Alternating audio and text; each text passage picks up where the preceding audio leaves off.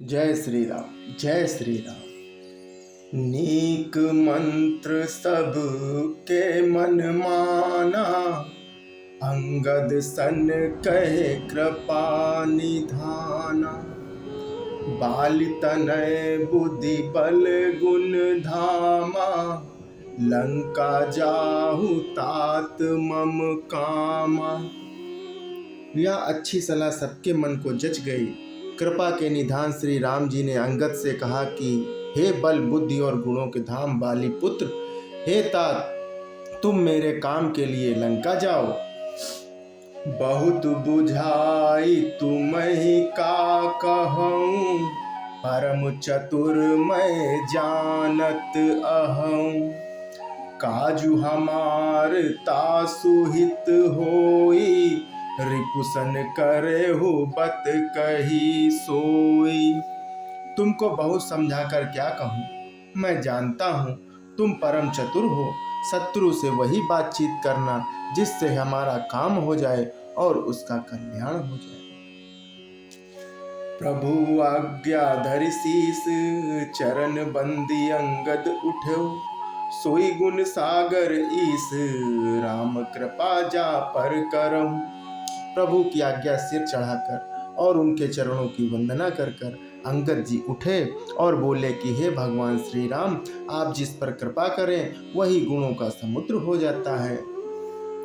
स्वयं सिद्ध सब काज, नाथ मोहि आदर दुयऊं। अस विचार जुबराज तन, पुलकित हर्षित हियऊं। स्वामी के सब कार्य अपने आप सिद्ध हैं। या तो प्रभु ने मुझको आदर दिया है जो मुझे अपने कार्य पर भेज रहे हैं। ऐसा विचार कर युवराज अंगद का हृदय हर्षित और शरीर पुलकित हो गया। बंदी चरण और धर प्रभुताई, अंगद चलऊं सबहि सिरुनाई। प्रभु प्रताप और सहज असंका, रन बाकुरा बाली सुत बंका। चरणों की वंदना करके और भगवान की प्रभुता हृदय में धरकर अंगद सबको सिर नवाकर चले। प्रभु के प्रताप को हृदय में धारण किए हुए रणबांकुरे वीर बाली पुत्र स्वाभाविक ही निर्भय हैं। पुर पैठत रावण कर बेटा, खेलत रहा सो होई गए भेटा। बात ही बात करस बढ़ियाई, जुगल अतुल बल पुरि तरुनाई। लंका में प्रवेश करते ही रावण के पुत्र से भेंट हो गई जो वहां खेल रहा था। बातों ही बातों में दोनों में झगड़ा बढ़ गया, क्योंकि दोनों ही अतुलनीय बलवान थे और फिर दोनों ही युवावस्था थे। तेहि अंगद कहूँ लात उठाई, गही पद पट केउ भूमि भवाई। निश्चर निकट देखी भट भारी, जह तह चले न सकहि पुकारी। उसने अंगद पर लात उठाई। अंगद ने वही पैर पकड़कर उसे घुमाकर जमीन पर दे पटका।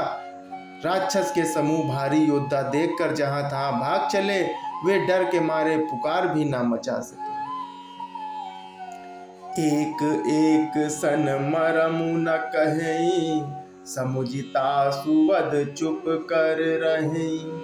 भइयो कोलाहल नगर मछारी, आवा कपिलंका जेहि जारी। एक दूसरे को असली बात नहीं बतलाते। उस रावण के पुत्र का वध समझकर सब चुपचाप रह जाते हैं। रावण पुत्र की मृत्यु जानकर और राक्षसों के भय को मारे भागते देखकर नगर भर में कोलाहल मच गया कि जिसने लंका जलाई थी वही बानर फिर आ गया। अब धौ कहाँ करहि कर तारा, अति सभीत सब करहि विचारा। बिन पूछे मगु देहि दिखाई, जेहि बिलोक सोई जाय सुखाई। सब अत्यंत भयभीत होकर विचार करने लगे कि विधाता अब न जाने क्या करेगा। वे बिना पूछे ही अंगद को रावण की दरबार की राह दिखा देते हैं। जिससे ही वे देखते हैं वही डर के मारे सूख जाता है। गयो सभा दरबार तब, सुमरि राम पद कंज। सिंह ठौनी इत उत चितऊं धीर वीर बल पुंज। श्री राम जी के चरण कमलों का स्मरण करके अंगद रावण के सभा के द्वार पर गए और वे धीर वीर और बल की राशि अंगद सिंह सी ऐण शान से इधर उधर देखने लगे। तुरत निशाचर एक पठावा समाचार रावण ही जनावा। सुनत बिहसी बोला दस सीसा आनहु बोल कहाँ कर कीसा। तुरंत ही उन्होंने एक राक्षस को भेजा और रावण को अपने आने का समाचार सूचित किया। सुनते ही रावण हंसकर बोला कि बुला लाओ देखे कहाँ का बंदर है। आय सुपाई दूत बहुधाए कपि कुंजर ही बोली लय आए। अंगद दीख दसानन वैसे सहित प्राण कंजल गिरि जैसे। आज्ञा पाकर बहुत से दूत दौड़े और वानरों में हाथी के समान अंगद को बुला लाए। अंगद ने रावण को ऐसे बैठे हुए देखा जैसे कोई सजीव काजल का पहाड़ हो, यानी बहुत काला था वो। भुजा बिटप सिर श्रृंग समाना रोमा बली लता जनु नाना। मुख नासिका नयन अरुकाना गिरि कंदरा खोह अनुमाना। भुजाएं वृक्षों के और सिर पर्वत के शिखरों के समान है।